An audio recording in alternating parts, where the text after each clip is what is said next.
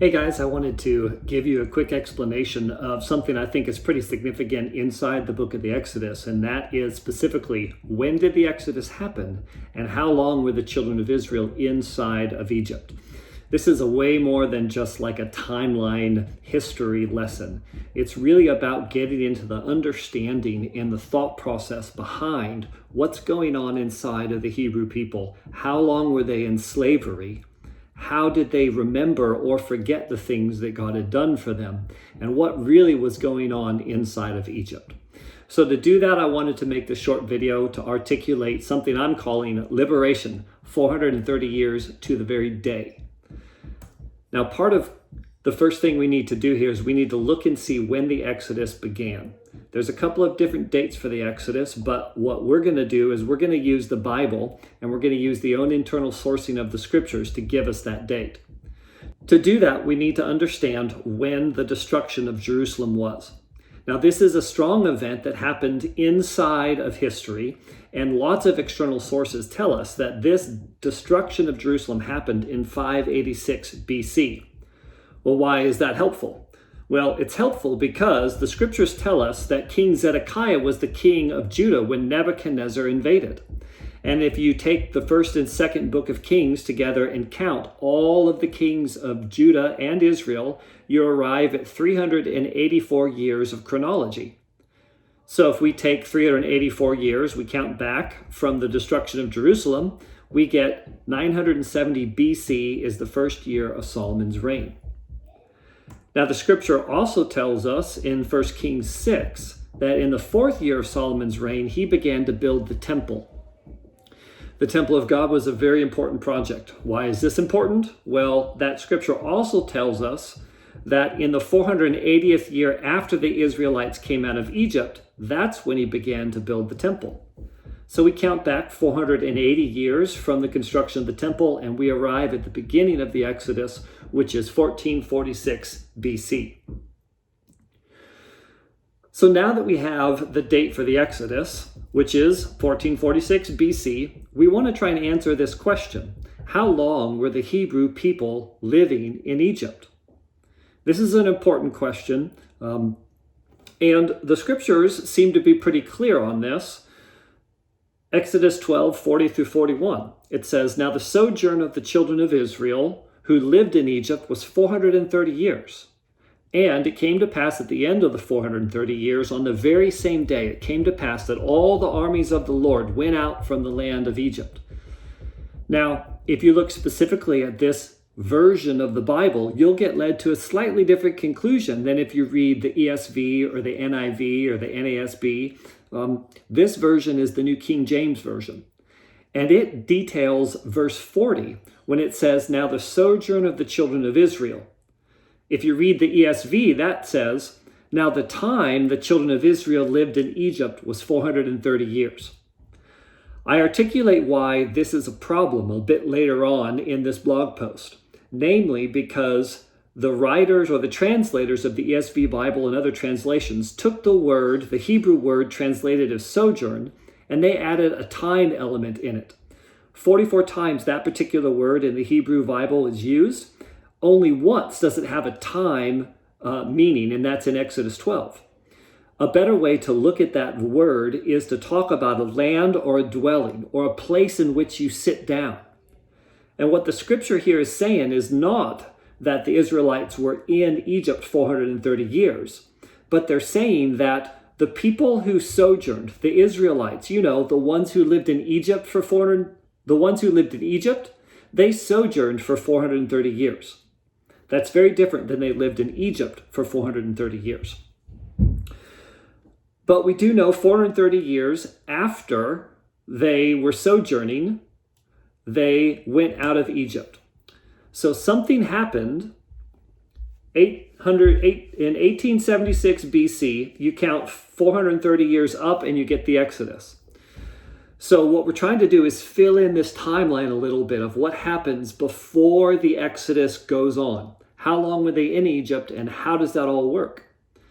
Well, the scriptures tell us a little bit about what happened just prior to the Exodus. The first thing that we can really tell is that 40 years before the Exodus event, Moses was in a land called Midian. he was in Midian for 40 years because he ran and he fled Egypt. The scripture tells us that Moses was in the house of Pharaoh for 40 years when he was living in Egypt. So that 80-year period gives us a birthday for Moses of 1526 BC. So far, those are the two dates that we have. To fill in the rest of this timeline, we're going to need to look at some older scriptures. The scripture we really need to focus on here is Genesis chapter 15, verses 12 through 14. They say this in the NIV version. As the sun was setting, Abram fell into a deep sleep, and a thick and dreadful darkness came over him.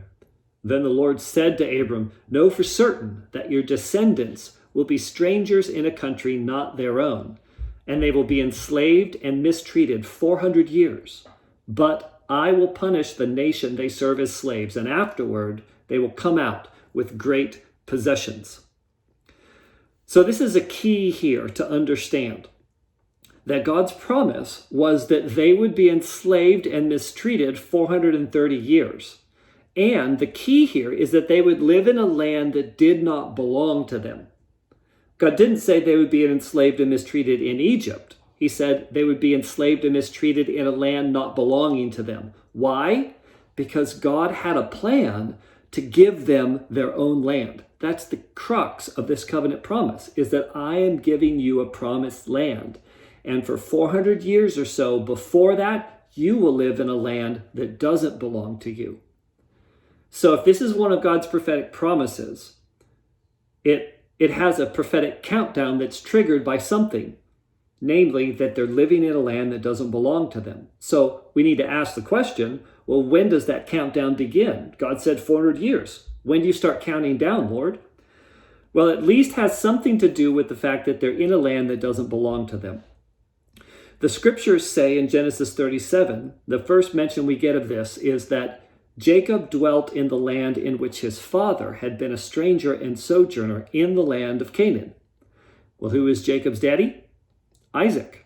So at least some point during the life of Isaac was living at the beginning, or something there was living in the beginning of God's prophetic countdown.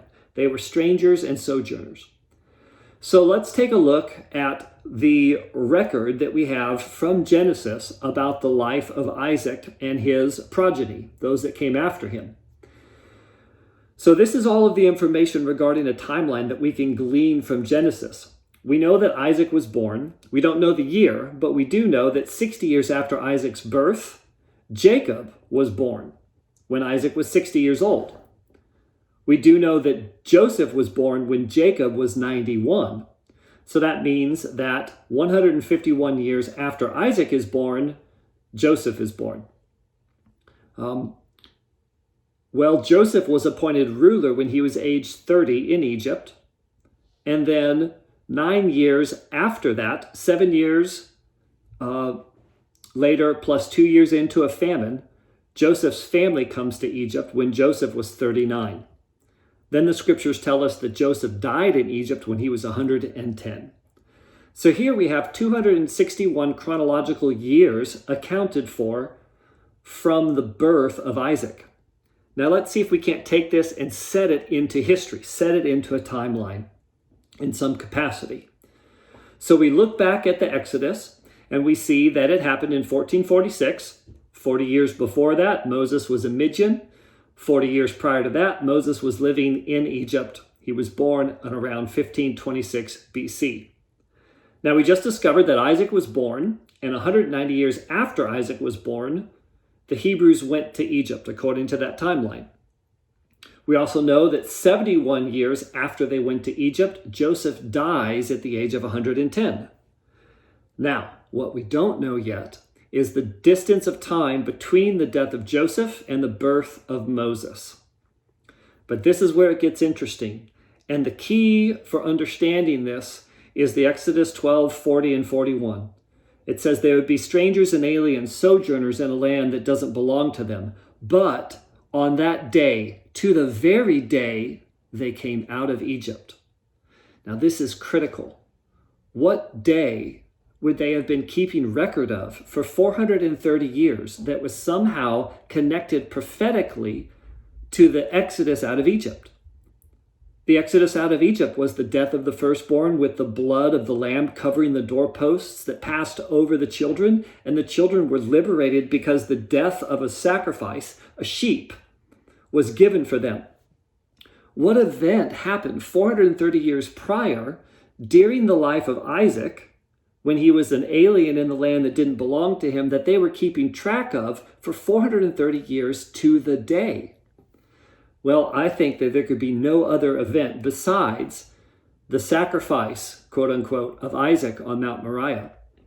That sacrifice on Mount Moriah is the same thing as the Exodus story, only a little bit different.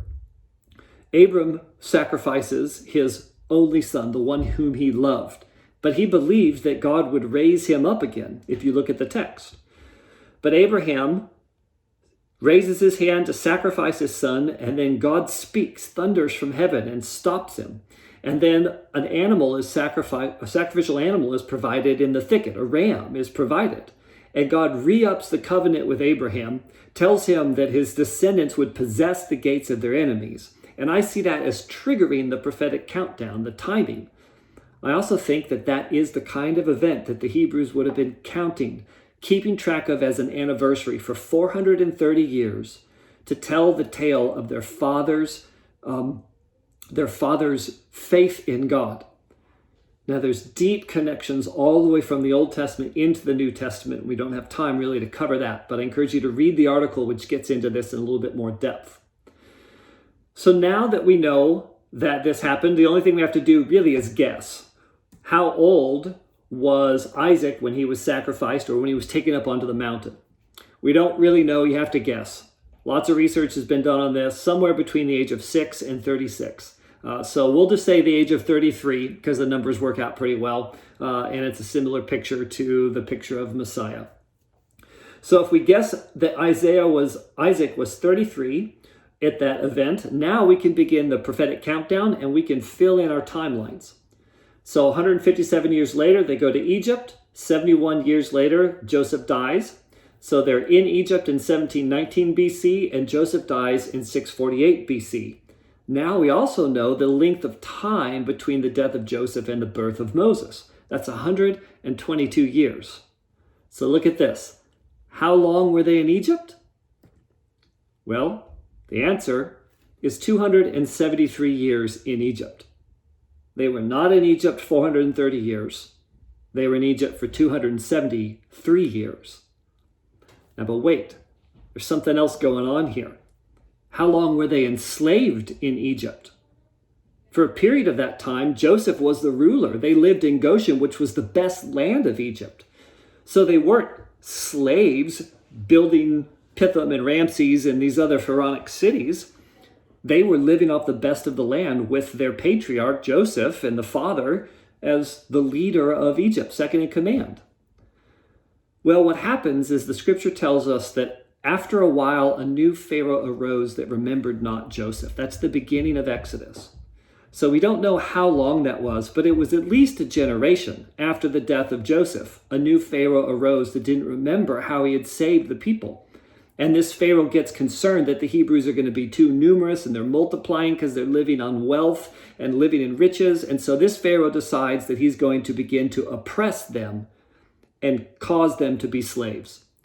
So if we guess, we really do have to guess, but I think it's a pretty educated guess that 40 years after Joseph dies is one generation and a new Pharaoh comes to power that doesn't remember him. So the enslavement begins in 1608 BC. Which gives us a very interesting picture here now, is that for the first 111 years in Egypt, the Hebrew people lived in riches off the best of the land.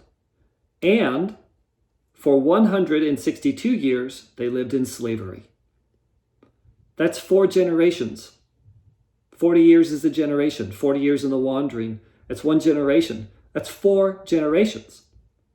Now, this is when people were living to be 120 years old. Moses lived to be 120 years old. So it's very probable that at the time of the Exodus, there are old men that are leaving the Exodus who remembered their fathers telling them what it was like in Egypt when Joseph was still remembered before the slavery. Certainly the men's grandfathers. So this is not a period where the people coming out of Egypt didn't know anything except slavery. This is a people coming out of Egypt who had forgotten the things that their fathers and grandfathers had told them about the things that God had done in Egypt. Also, there's a component to why the fourth generation. That is a very interesting piece to the puzzle. If you want to know that, read the blog. It's down near the bottom of why 4 generations is connected and part of this story. But the Israelites were in Egypt 273 years. Only 4 generations of that were they enslaved.